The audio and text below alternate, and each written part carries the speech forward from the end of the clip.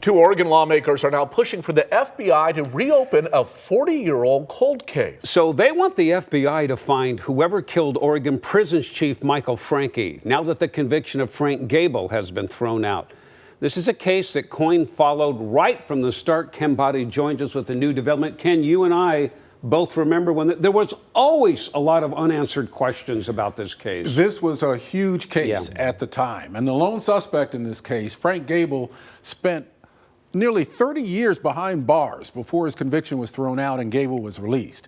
Just last month, the Oregon Department of Corrections offered Gable, Department of Justice rather, offered Gable nearly $2 million in compensation for the wrongful conviction. The murder happened in January of 1989. Oregon Corrections Director Michael Francke was found dead, stabbed in the heart on the steps of the Dome building in Salem, the Department of Corrections headquarters at the time. Frank Gable was a former prison inmate, sentenced to life in prison in 1991, despite a lack of physical evidence connecting him to the murder. Michael Francke's brothers argued that Gable was innocent and said their brother was killed by corrupt officials in the Department of Corrections, and Francke was going to expose those officials. In a letter sent to FBI Director Kash Patel, Oregon Representatives Ben Bowman, a Democrat, and Christine Drazen, a Republican, called the lack of resolution in Francke's killing a grave injustice, and they say, quote, 36 years later, we still do not know who killed Michael Francke or why they killed him. This is unacceptable.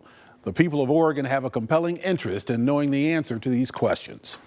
Eric Mason was the KOIN 6 reporter who covered the case at the time. He's now a private investigator in Salem.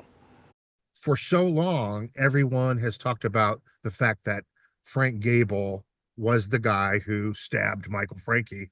And many of us in the journalism world had a lot of doubts about whether or not that was true. We did reach out to the FBI for a response to the lawmaker's letter. We are waiting to hear back to see if the FBI does indeed reopen this case. Yeah, just so many unanswered questions, and we're talking about 3.5, 4 decades here. Yeah, almost 4 decades, and Frank Gable has already been released, exonerated after spending all of that time behind bars for this crime that he did not commit. Yeah. We'll have to see what the FBI does. Will they get involved in solving this? Ken, thanks.